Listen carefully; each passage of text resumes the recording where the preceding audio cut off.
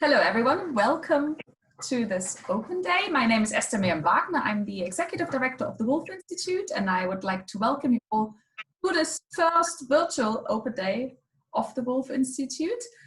Quite a few of us are actually in our offices in our beautiful building in Cambridge, and some others have joined us from home. I'm here with joined by some staff members, some students, and some of our researchers. And we want to share today with you what exactly it is that we do at the Woolf Institute, how we contribute to and facilitate interfaith dialogue through research, through teaching and policy work, and how you can get involved. We are in the first place a research institution with projects on a wide range of subjects. Our researchers are, for example, historians, anthropologists, political scientists, sociologists, theologians, ethnomusicologists, and lawyers. This very interdisciplinary approach is very important to us because it means that we can investigate problems, issues from all angles and from all perspectives. And it's also very handy because there's always someone in the building, another expert in the building who can advise on a particular issue that might arise in the course of your research that is actually slightly outside of your field. So we really benefit from this great interdisciplinary group that we have at the Woolf Institute. And it also means that our students get a really rounded education. They are taught by real experts in the respective fields that are teaching them and tutoring them. What makes us really special among research institutions is that we do not just carry out the research, but we also make sure that the knowledge that is produced in the research projects is not just disseminated within academic circles, because we know that usually this sort of knowledge takes quite a while to disseminate then or sort of have an impact on real life, sometimes decades. So what we do is we produce the knowledge, then we sort of put it straight into some of our programs, public education programs, policy work. I can give you an example with our Living in Harmony project. Our Living in Harmony project is concerned with music, and it investigates how shared musical traditions have influenced Jewish, Muslim, and Christians' relations in the past, and how music and musical encounters can facilitate interfaith dialogue in the present and in the future. And this work that we're doing, this research, then is translated straight into concerts, for example, with musicians of various faith backgrounds that bring together different faith communities in the venues, or, for example, into outreach programs at schools where children are taught about how music helped to create community ties in multicultural societies in the Middle East. Or we have another project, that is the Religious Sisterhood project, where we look at shared grassroots initiatives of Muslim and Jewish women. The results of this project are then worked into short clips, 3 to 5 minute little films with activists and with academics, from which materials and lesson plans are then developed for example, secondary or high schools or for university classes. And these films offer really, really fresh perspectives on gender and religion. We also have a number of historical projects. I'm, for example, a scholar of the Cairo Geniza, which is a very, very exciting manuscript collection from medieval Cairo.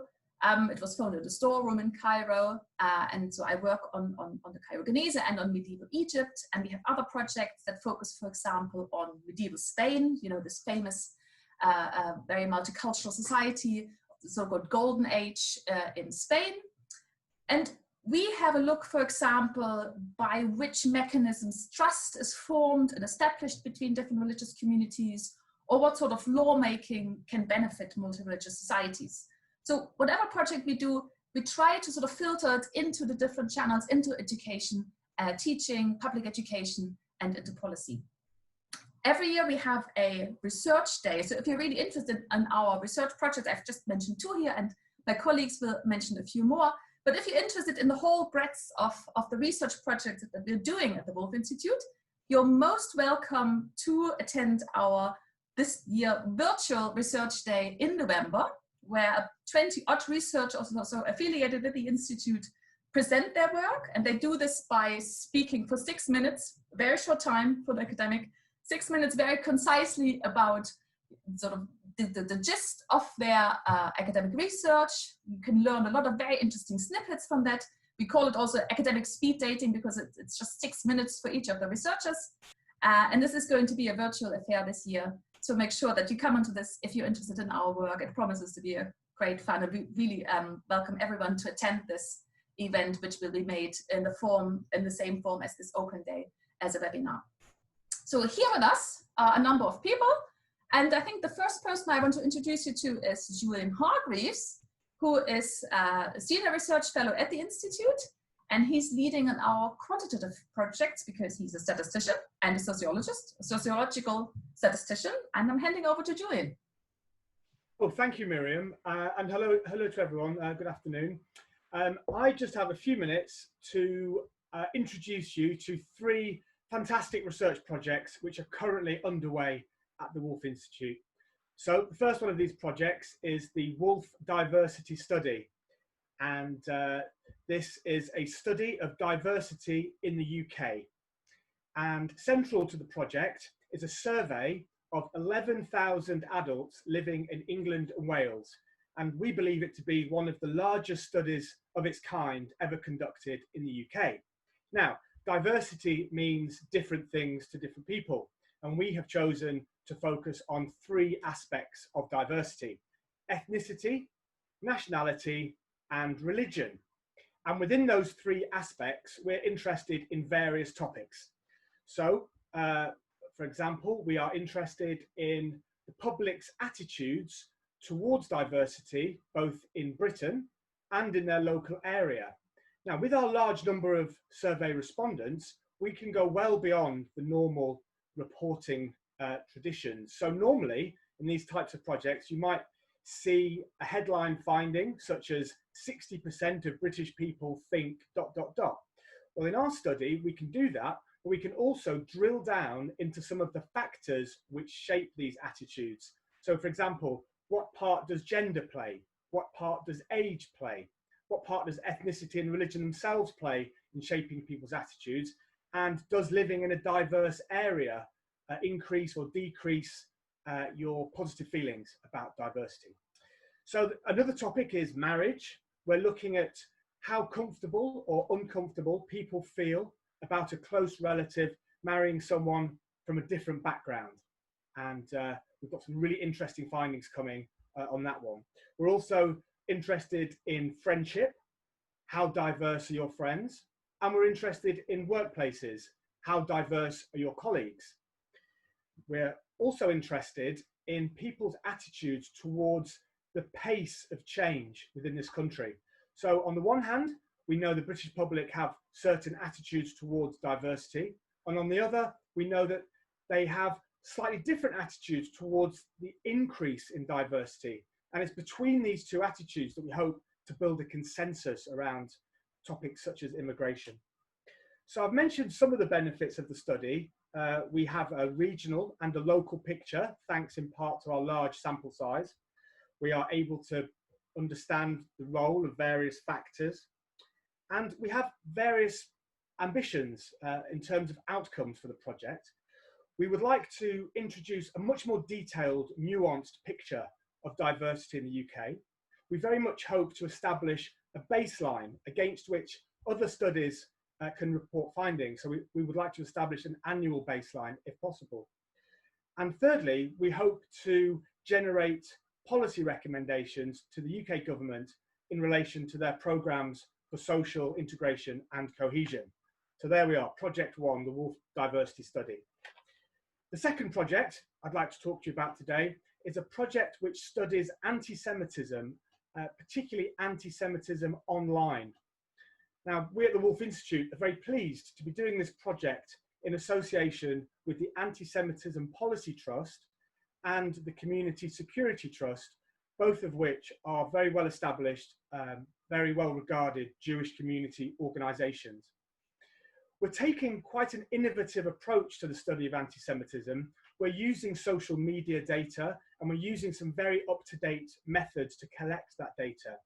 We're interested in Twitter and YouTube and also the use of Instagram hashtags. And we're really looking at 2 or 3 dimensions here. So we're interested in the ways in which Jews, Jewishness, Israel, etc. are discussed online. We're interested in finding out how anti-Semitism manifests online. And we're also very interested in the new forms of anti-Semitism we're seeing, which are related to conspiracy theories and are particularly prevalent on Instagram, where there is this chaotic, anarchic world of mischief making and abuse, which often draws on anti-Semitic tropes. The third project I'd like to introduce you to this afternoon is a project called the Measures of Success. And I was very privileged to be part of this project in its early stages. And we at the Woolf Institute, indeed the vast majority of our work engages in some form or other with interfaith dialogue.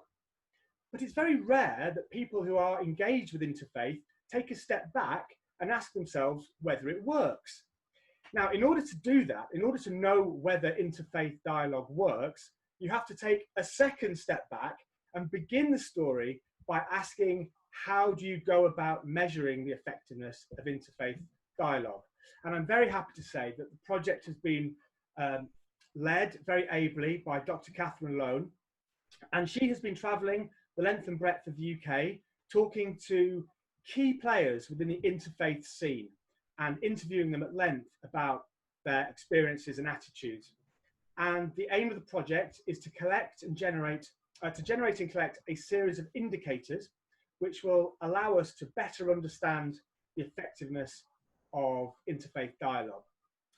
These indicators are currently being finalised, and the project will be ready for publication in the coming months. So 3 projects there: the Woolf Diversity Study, our study of anti-Semitism online, and the Measures of Success project to evaluate interfaith dialogue. Thank you. Thank you very much, Julian. We also have with us some students who want to share with you their experiences of studying at the Woolf Institute, and I think we'll start with Mohammed Ahmed. Hi, everyone. Yes, I recently just finished the MPhil in Muslim-Jewish relations, and I'm kind of more interested in the historical side myself. So there was two halves of the course. The first half was led by Dr. Wagner, where we looked at the kind of medieval historical relationship between Muslims and Jews.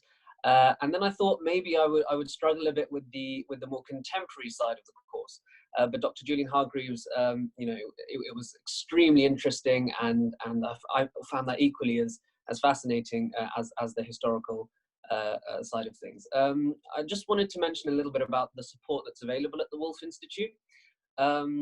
Kind of, though classes are kind of small and kind of there's a lot of interaction between teacher and student, there's also a plethora of academics, that are available at the Woolf Institute. And because everyone's so approachable and friendly, as a student, you really can't get lost. There's always someone who's an expert in some field that's related to what you're doing, and there's always, some help and some support that you can get that way. And also, the Woolf Institute has kind of very good connections with divinity and the Faculty for Asian and Middle Eastern Studies, and so there's a wider net also for support that's available. Last year there was the research day, and as Dr. Wagner was mentioning, we present our research in a quite a concise way. But I think for me it was very good, as it was kind of the first of my experiences doing something similar to that. And I was able to kind of vocalize what my ideas were regarding research. And I think it was really interesting, not only for members of the Woolf Institute, of course, who were there, but also members of the public, for them to ask and criticize, and for me to kind of think about, what I was doing. And yeah, that definitely helped my presentation skills regarding my academic pathway and kind of what I was thinking of doing for the year. And yeah, so that was my experience this year, and it's been very, very good so far. Thank you very much, Mohammed. And we also have with us Sam Victor, who's joining us from Tennessee, I think. Yep. Hi, yeah, so I'm Sam Victor. I'm a PhD student in the Department of Social Anthropology at Cambridge, and I've been with the Woolf Institute since 2018. And broadly speaking, my research explores the moral dimensions and aspirations behind people's efforts to be open to diversity, and then what people actually do in order to live up to those aspirations when it comes to both their interpersonal relationships with people from other religions and cultures, but also how they go about being social and political actors in a society in which diversity is valued. So my current project looks at these questions about diversity in a somewhat unlikely place, which is a suburban, predominantly white evangelical church in the United States. And the members of this church have become interested in creating friendships and networks of political solidarity with Muslims in Nashville. And so I'm kind of looking at the moral and social tensions around pluralism and evangelism in interreligious situations. And so I'm currently in Nashville doing field work. I've been here since July of 2019, and it'll be a total of 18 months.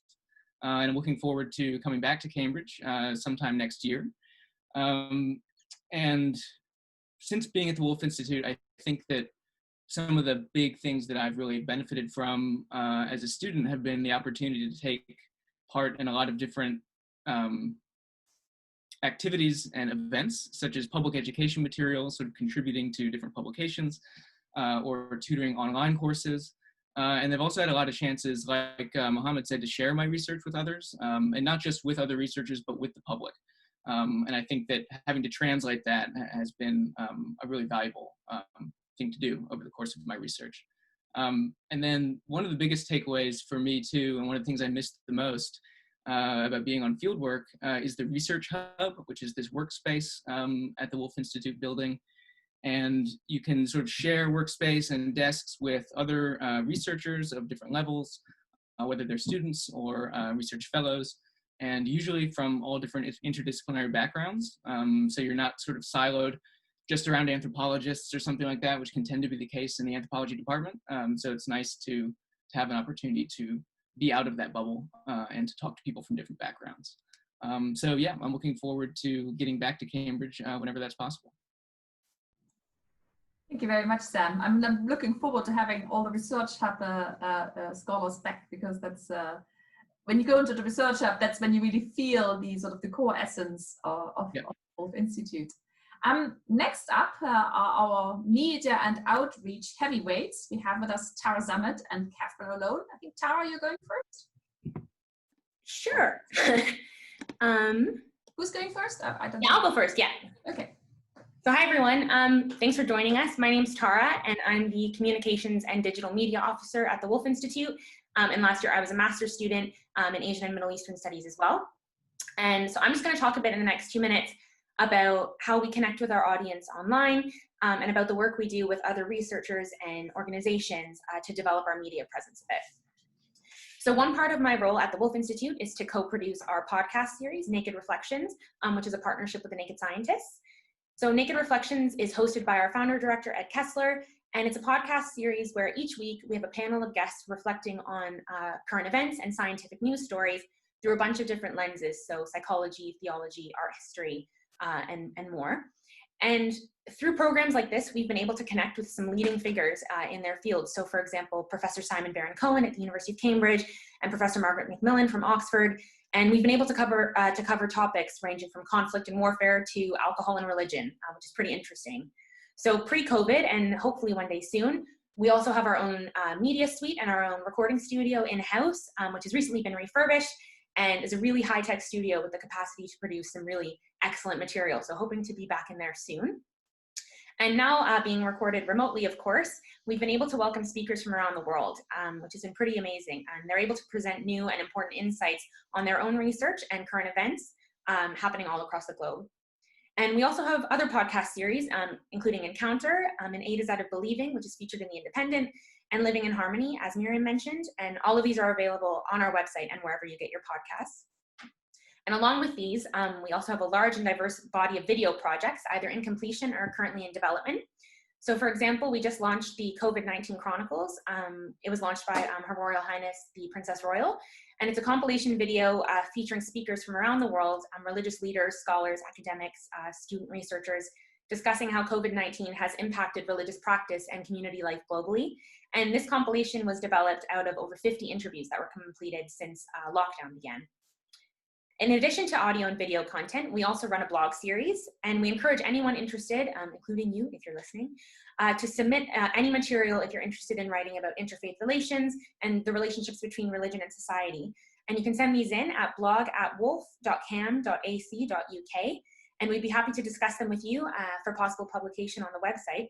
So far, we've had contributors cover topics ranging from the climate crisis to religious soundscapes in Cambridge to humor and religion.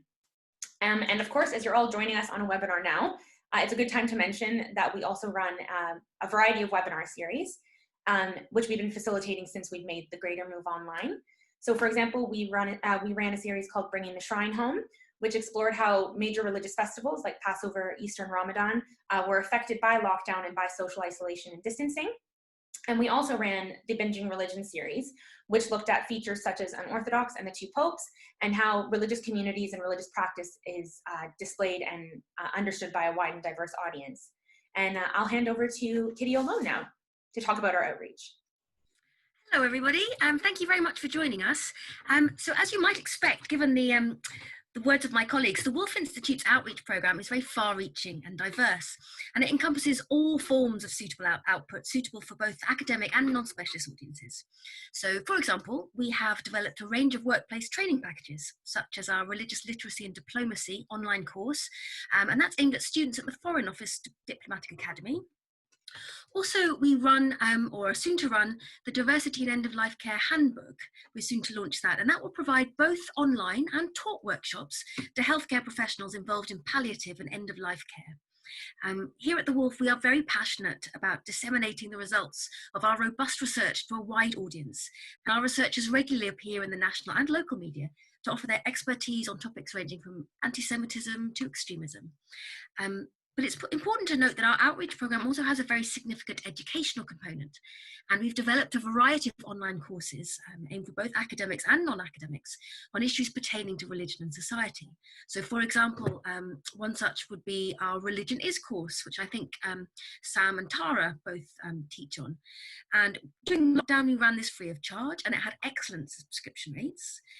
Currently in development, we have online courses addressing anti-Semitism in the Muslim community, and also a religion and gender course to accompany the Institute's flagship Religious Sisterhood project. So this course will not only have an online component, but will also have a multimedia resources pack that will be aimed at teachers and educators in secondary religious education. And this will feature a series of films produced, as Tara was saying, by our in-house communications team. We are at the Woolf very keen to interact with students of all different age groups, and our engagement with schools has been rapidly increasing. So Miriam alluded earlier to the Living in Harmony project, which is one of another flagship projects we run here. And we've now run a series of successful workshops at secondary schools based on the research of this Living in Harmony project. And these workshops were delivered by two Woolf researchers at a number of secondary schools across the south of England. And they explored how to build relationships between different faith communities in the Middle East through an appreciation of their shared musical heritage. So as our outreach programme develops, so too does the diversity of our audience. And although we are at heart an academic institution, we strongly believe that we should engage with all sectors of society. And in the aftermath of the COVID-19 pandemic, we are increasing, as Tara has alluded to, our already significant online presence. And we're developing more exciting projects that are going to allow us to engage with those audiences who may not make up the traditional demographic of an academic seminar.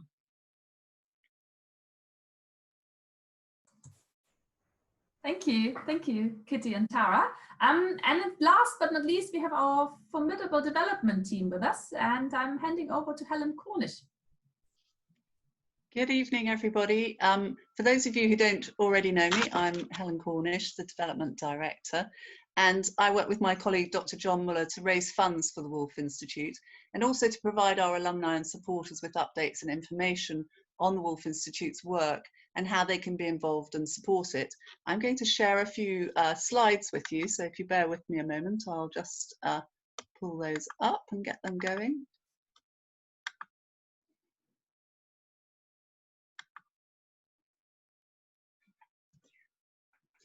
So I hope that most of you will already be familiar with the Woolf Institute's vision, but I think it bears repeating that our vision is one of a world in which collaborative discussion and constructive engagement overcome prejudice and intolerance. And we approach this in 4 different strands of work which interrelate with one another, and we summarise them in this way. So we have knowing what works, which is data and measurement, increasing the knowledge pool, educating current and rising sector leaders, And what do we need to do next and why? I'll expand a little bit on each of these areas for you now. Provision and analysis of robust data is an important way in which the Institute helps to promote informed and reasoned debate about how different aspects of faith and belief affect how societies and individuals function and interact. And this provision of data and the analysis supports rational decision making and policy development, both locally and nationally. And you've heard examples of this today from Julian talking about the Woolf Diversity Study and the development of indicators to measure the success of interfaith initiatives.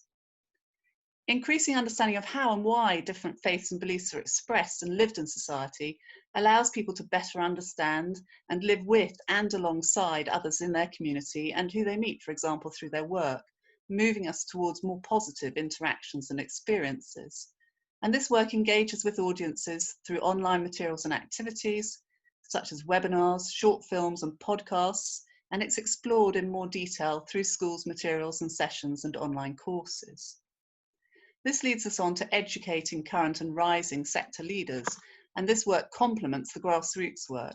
So our alumni from degree, online and workplace courses benefit not only from the knowledge that they gain, but also from a fantastic network of contacts that they develop whilst they study at the Woolf Institute.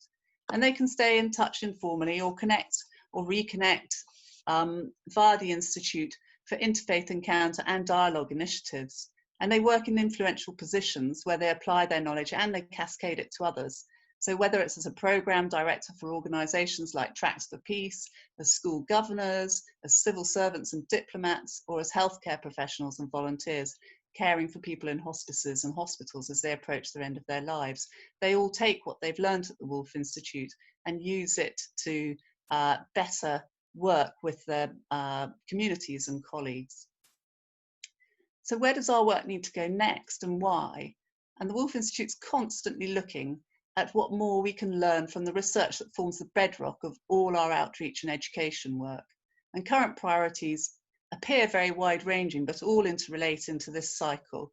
And they may be about the treatment and position of religious minorities in the Abbasid Caliphate, through to a review of contemporary English civil law in relation to Islam, and how religious practice and belief influence the spread of COVID-19. But all these activities are made possible by the generosity of our donors, and gifts of all sizes make a very real difference to the materials, the activities, the research and the student support that we undertake and provide. And we really need the help of our donors more than ever to address the pressing needs that have been amplified by the social and economic pressures resulting from the pandemic. If you've been interested about what you've heard this evening, you can learn more, as my colleagues have already outlined, through our social media, and particularly if you see something of ours on Facebook, Twitter or Instagram. I know Tara's always delighted if you'll share, retweet, hashtag it, bring it to the attention of your networks. You'll find us in the national press, as we've talked about with the regular weekly column that we had for the A to Z of Believing in the Independent, and we have articles in other major newspapers such as the Times, the Sunday Times. We appear in specialist publications such as our Prize Papers project, which was in BBC History magazine, that then went viral in the Middle East, was translated into Arabic, and we appeared on Dubai Radio. All sorts of different things span out from that. Our podcasts, as Tara said, you can find them on your regular platforms, and you can also find them on the Naked Scientists platform for Naked Reflections, and on our website for all of them.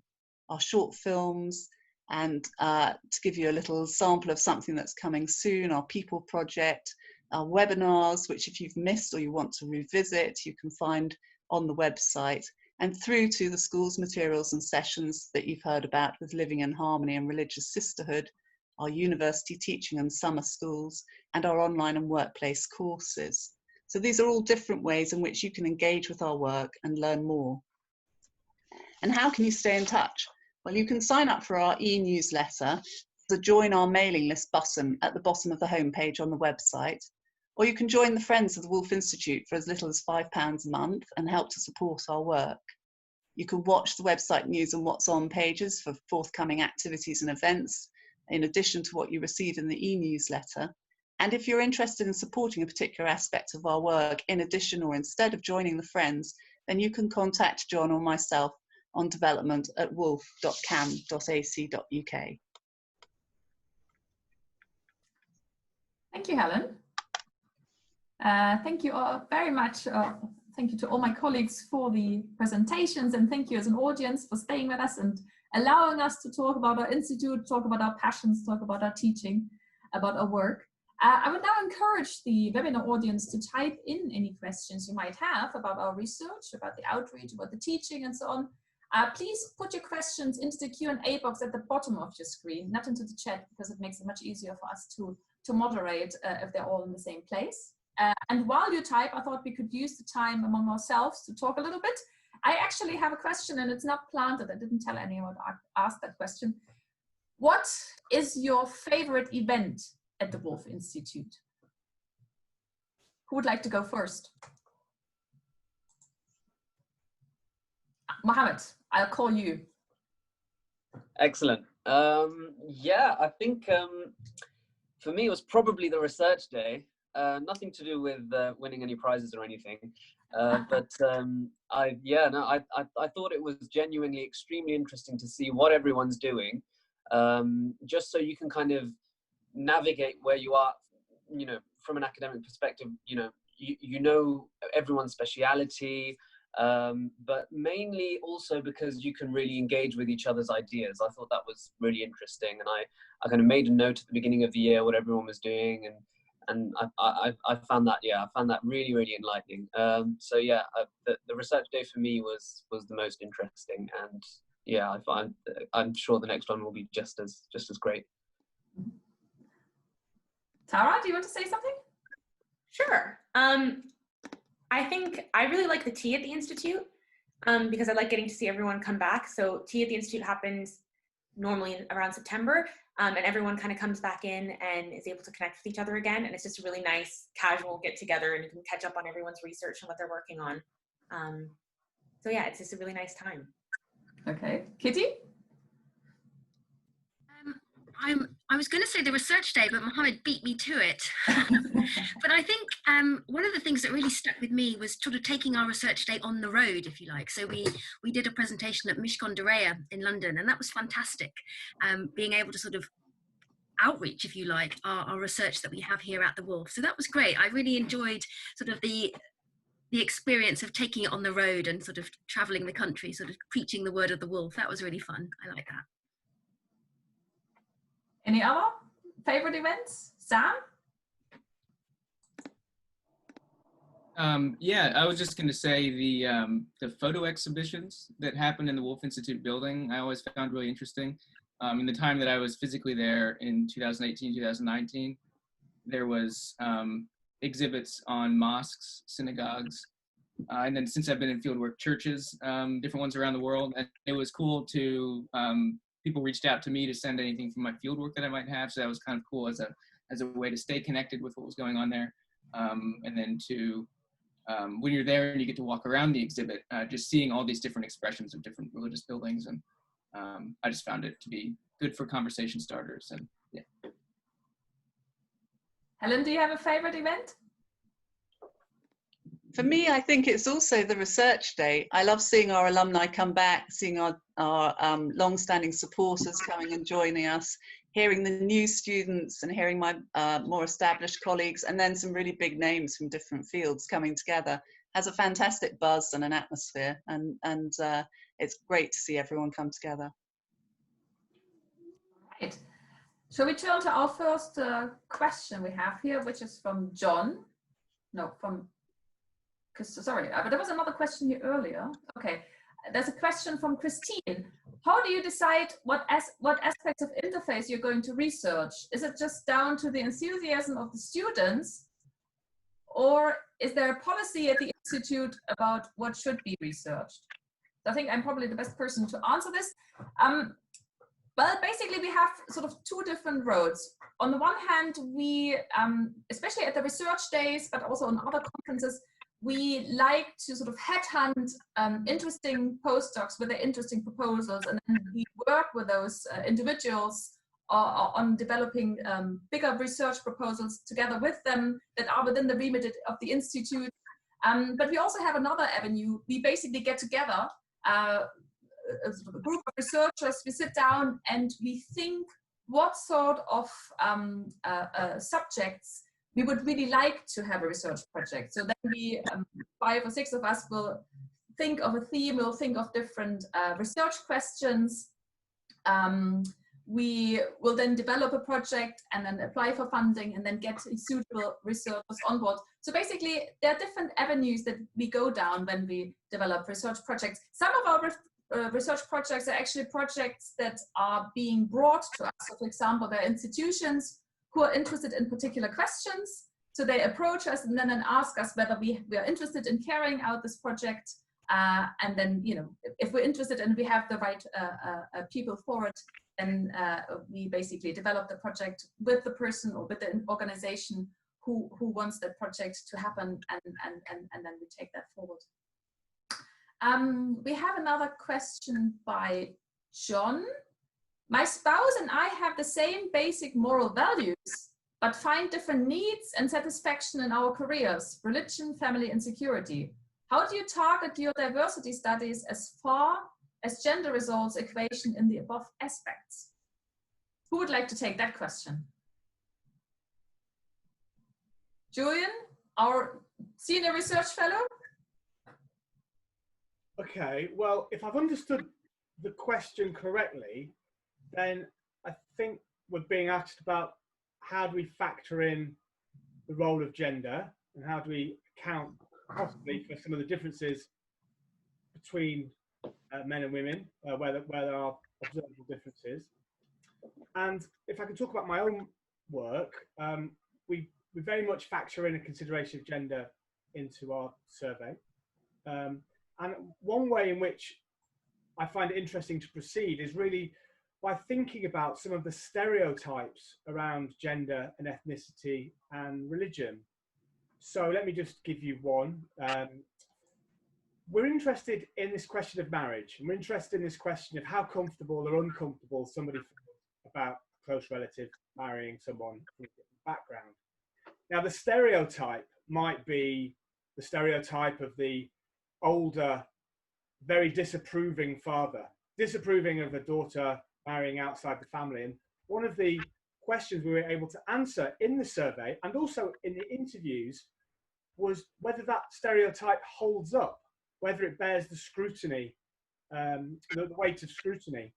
And well, you might not be surprised to know that it does in some ways and it doesn't in others. And we'll be reporting that in October.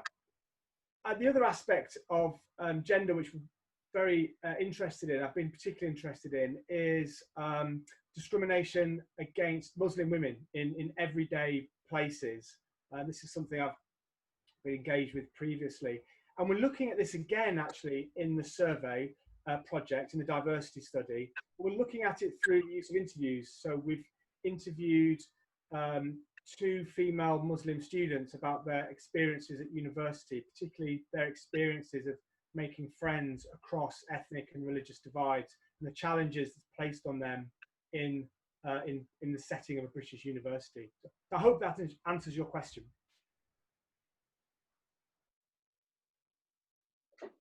Oops, I'm sorry, I unmuted myself late.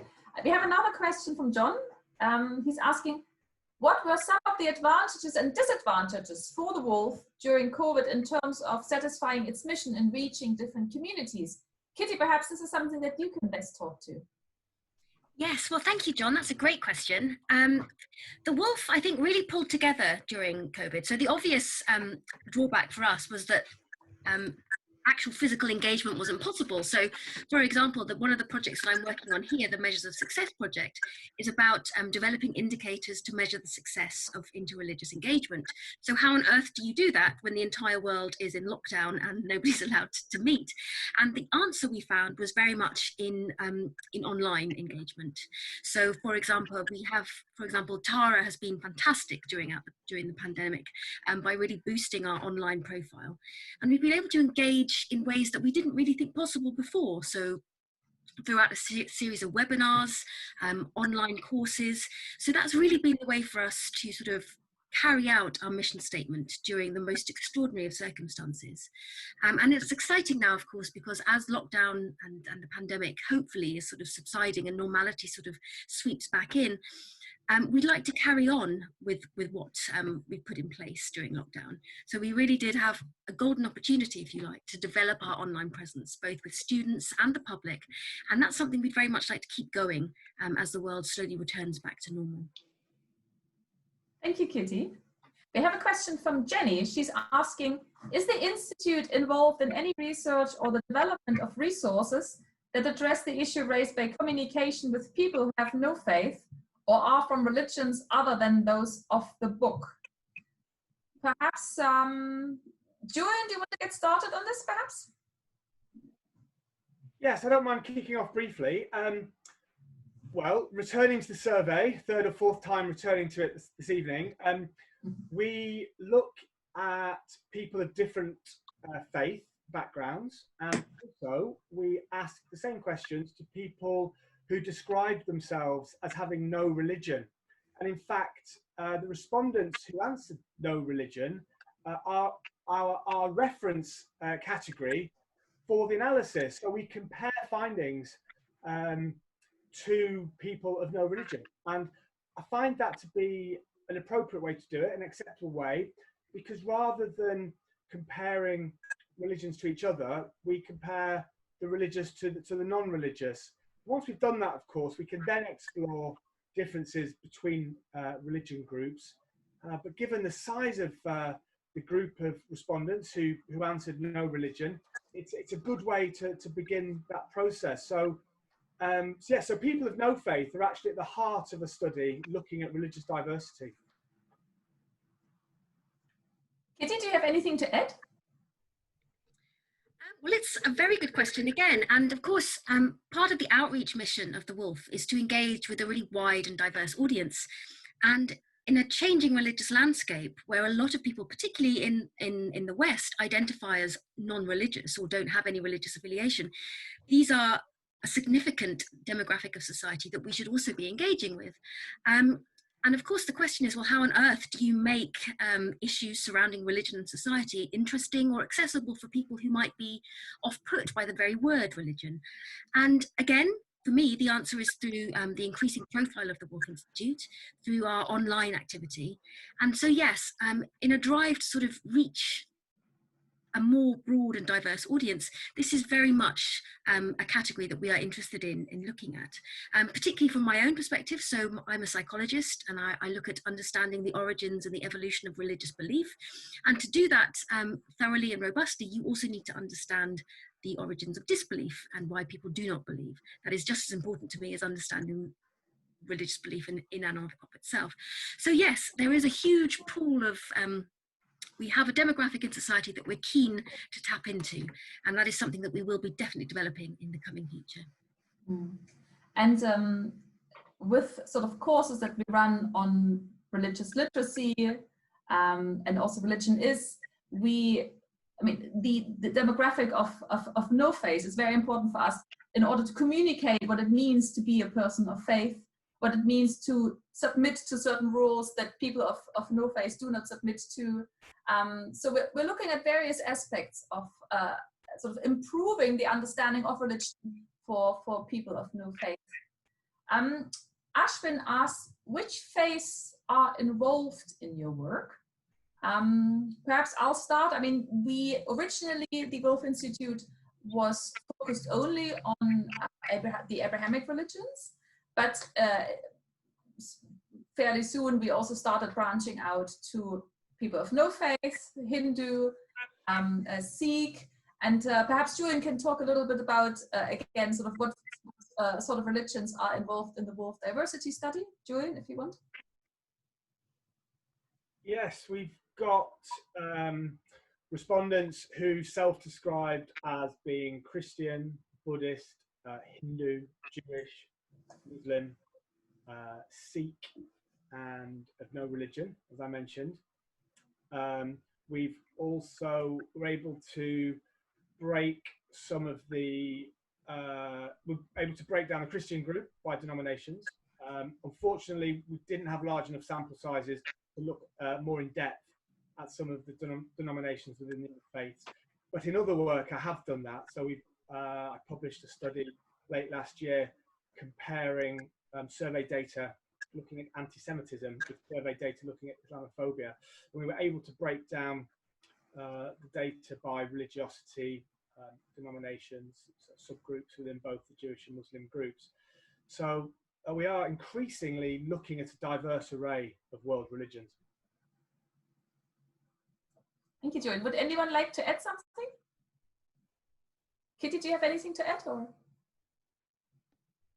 I can't think of anything more to add really, but I would just say that as the remit of the Woolf's research grows, then so too obviously does the religious denominations that we engage with. So there is certainly future research will be looking, I'm pretty sure, in the direction of sort of branching out from beyond just the Abrahamic faiths, but to engaging with society at large, which of course is growing ever more diverse annually. Thank you, Kitty. We seem to have no more questions, so I'll throw another question into the round, one of my trick questions. I would like to hear from my colleagues, what do you particularly like about working at the Woolf Institute? We'll start with Mohammed.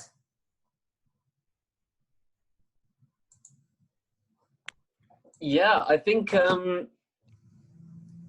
Sam mentioned as well, it's the research hub is I think so very well made.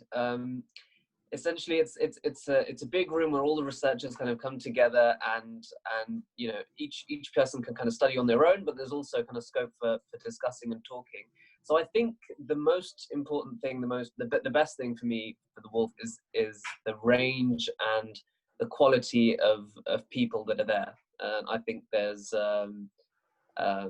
always someone for everything. Tara? Yeah, I just really like that no day is the same. Every single day is different, which is challenging, but also fantastic. So this morning I was producing and recording a podcast on nationalism with a political sociologist and a PhD student in Palermo. And then shortly after that was in a meeting about developing a new social media strategy for an upcoming video project. And every day is just exciting. And because everyone has such diverse and valuable talents, you're able to really kind of bounce off each other and develop some really cool ideas. So moving forward, there's a lot I'm looking forward to, but I just like that every day's new and exciting. Helen? I think I like seeing something start as a little twinkle in someone's eye and develop into a concept, become a research project, and then become outreach activity. So a great example of that is the Religious Sisterhood project, which not long after I started working at the Woolf Institute about 3.5 years ago, Miriam said to me, I need to introduce you to this researcher, Leah Tarragon-Zeller. She's fantastic, she's got this great idea. And we met and we talked about her project, and we developed it into a fundraising proposal, and we were very fortunate to secure funding for that from the Randaree Charitable Trust and Dangor Education. And to have seen Leah work through that project over several years of research, and now to be working with Dr. Emma Harris, our Director of Studies, to produce an online course which is going to be taught next year, and to be developing schools materials that will be going out to schools in the UK and potentially in Israel and other places as well. That's fantastic to see that whole process underway. All right, we have another statement from John Pickering, who says, who writes, I was interested in Ed's interviews with religious leaders. David Rosen's contribution was profound. I thought he hoped that COVID stimulated people's sense of appreciation and gratitude. So thank you very much, John, for plugging our COVID video series, which should be mentioned here, which is the series of really, really stimulating videos with faith leaders from around the world, which can be found on our website.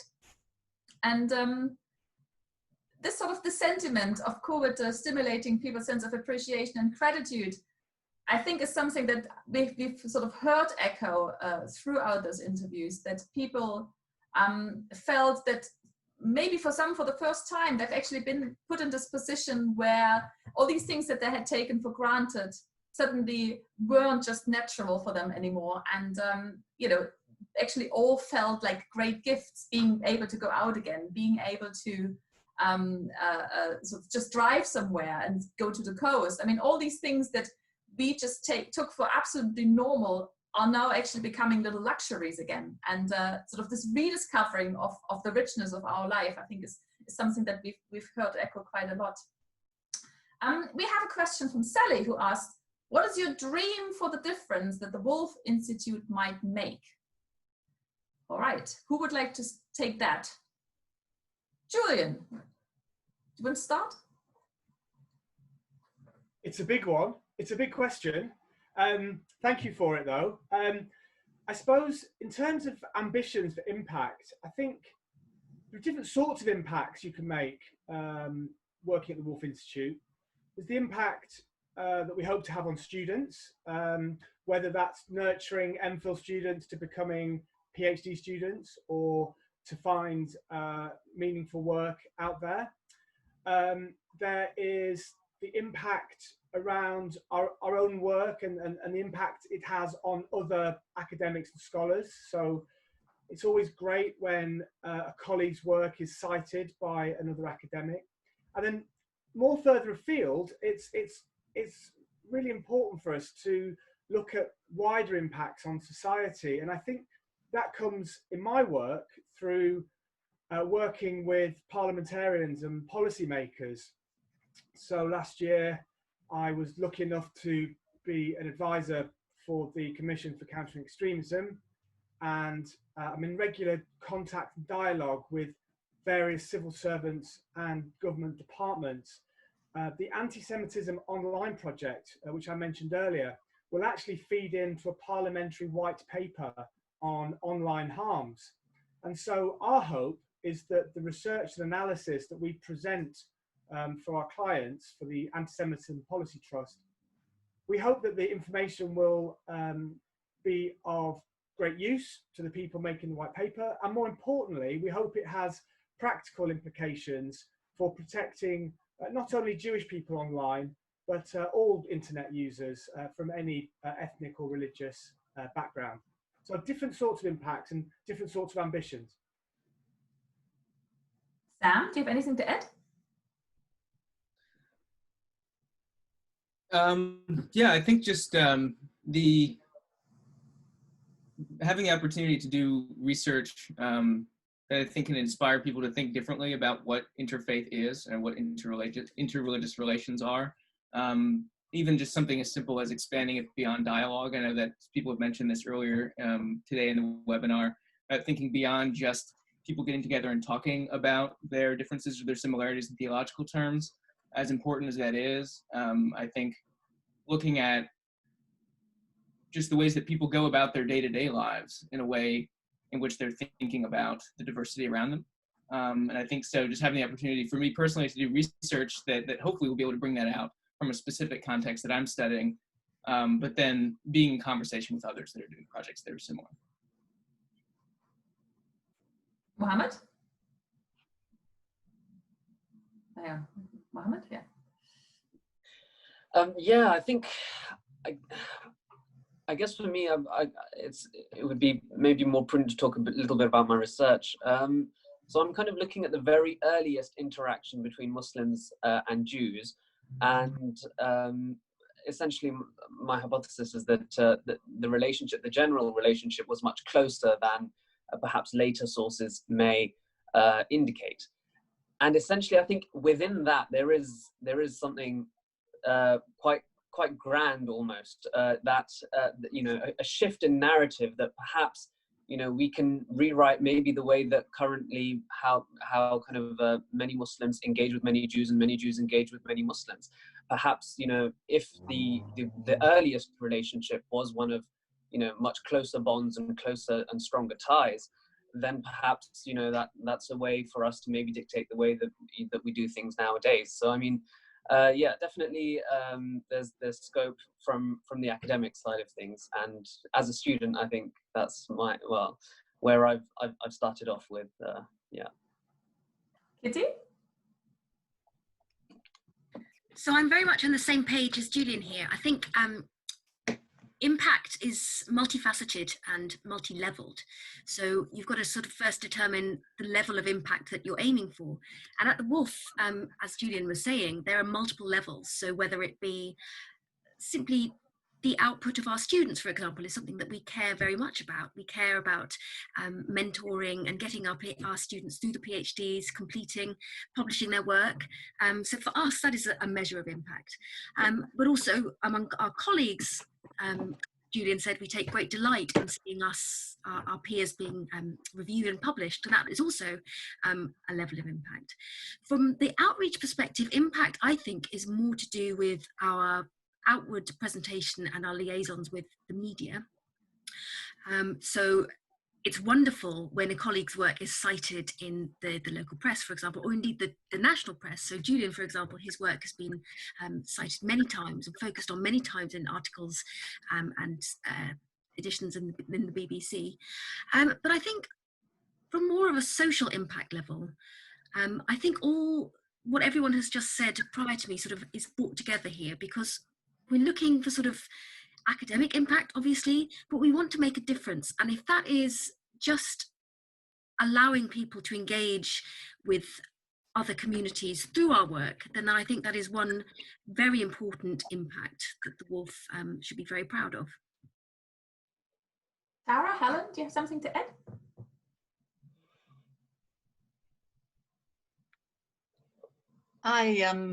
I would echo everything that my colleagues have said, but I'd also say I think certainly for me personally, there's a sort of personal background to it as well, that I spent a lot of my childhood in the Middle East and Turkey, and I was very fortunate always to be very welcomed as an outsider, as it were, living in those different countries.